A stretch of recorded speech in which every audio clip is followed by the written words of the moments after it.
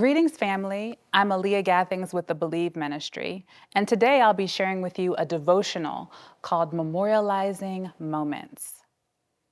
There he built an altar to the Lord and called on the name of the Lord.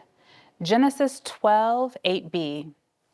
I believe memory is a spiritual gift if we employ it to recall and revisit life-giving thoughts and memories, like occasions of God's faithfulness and patient love, God's grace and mercy, occasions of God's continual guidance, and God's creative inspiration. So our memory is enhanced when we memorialize the insights revealed to us by the Spirit of God.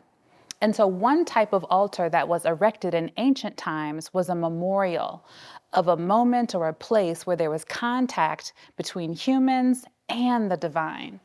So Abram built altars to memorialize his encounters with God.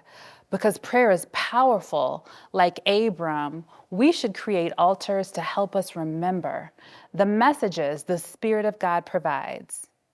And like Abram, we can revisit our prayer altars and return to the Spirit-inspired instruction, insights, and revelation we received. Our ancestor Ida B. Wells journaled, and her journals was laced with her prayers.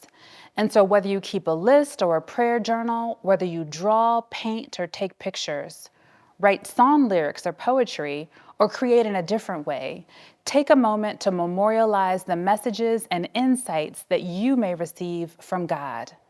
And like Abram, return to those altars, those memorialized moments to jog your memory of God's message and guidance. Let us pray.